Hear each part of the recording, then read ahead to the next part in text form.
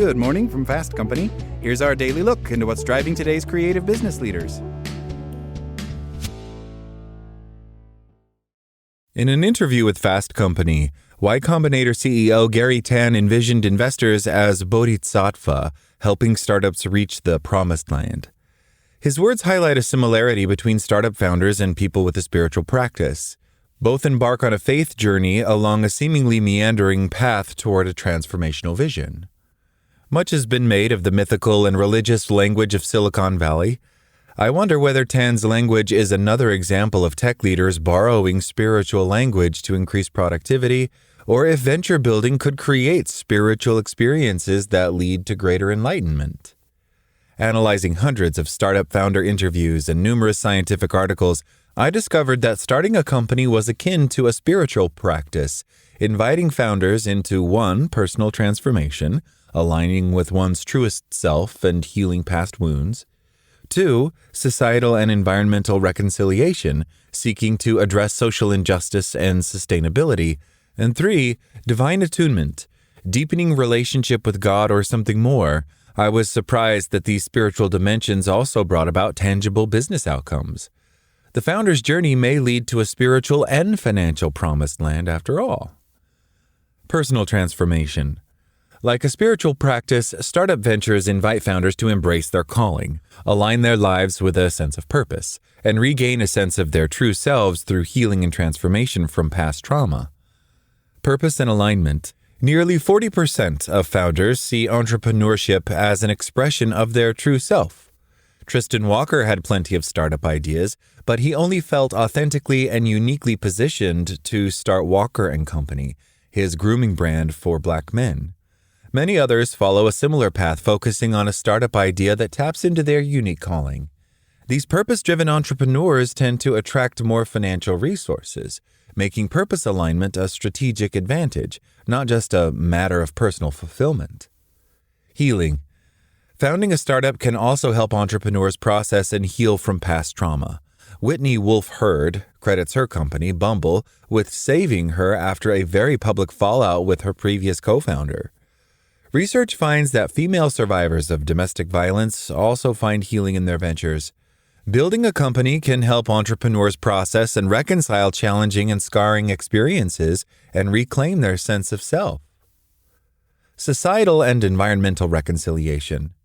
From the Jewish teaching of Tikkun Olam to the Catholic worker and civil rights movements, religious traditions and spiritual practice inspire followers to transform their relationships with one another and the environment. Similarly, many entrepreneurs are called to shape a better future for the world, building new businesses that serve the disadvantaged, bringing awareness to inequity, and shaping more sustainable living. Society. Founders like Blake Mycoskie of Tom's Shoes and Davis Smith of Cotopaxi are building companies that address societal needs and integrate charitable giving into their business models. Business success and societal impact go hand in hand for these 4 good companies who experience increased growth and investor interest as a result of their business models. Environment. Repairing our relationship with the earth is another motivation for startup founders. Impossible Meat founder Patrick Brown, Swell founder Sarah Kaus, and Rivian founder R.J. Scaringe all began their businesses to positively impact the environment, developing products that help us to live in a more sustainable future. As customers and employees seek greater alignment between their own values and the values of the companies they support, these startups are also seeing increased traction in the market. Divine attunement. The uncertainties and risks of entrepreneurship lead many founders to seek spiritual practice and meaning in forces outside their control, whether they focus on concepts like God, the divine, transcendence, or something more. God. Some entrepreneurs seek refuge or support from an active God. Meal Organics founder Monica Rodriguez considers herself a co-creator with God, while Fubu founder Damon John considers his good fortune the grace of God. While entrepreneurs are more likely to connect personally with the divine and pray more often, there is no evidence that positive financial outcomes accompany belief in God. Still, faith can be a valuable tool for helping entrepreneurs make meaning out of their experiences and weather challenging and uncertain moments in their businesses. Something more. Other founders reflect on this uncertainty in broader terms. The Life as Good Company founder Bert Jacobs refers to it as something much bigger than we are. Joe Malone, founder of Joe Loves, believes it is a higher power. Norma Kamali calls it the universe, and Vlad Tenev of Robinhood wonders whether we are all part of a simulation. No matter the reference point, entrepreneurship positions founders to be more aware and attuned to the forces outside their control shaping their destiny. And finally, spiritual practice as strategic advantage. While starting a company may not make you spiritual, entrepreneurship shares elements akin to a spiritual practice: fulfillment of purpose, healing of emotional wounds, bettering of the world, and deepening connection to the divine.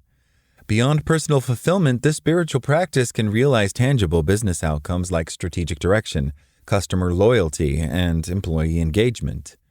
Those who embrace both the spiritual and business dimensions of entrepreneurship are better equipped to reach the promised land, navigating the meandering path with greater clarity and resilience.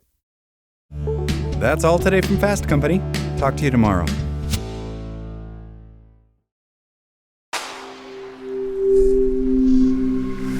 Spoken Layer.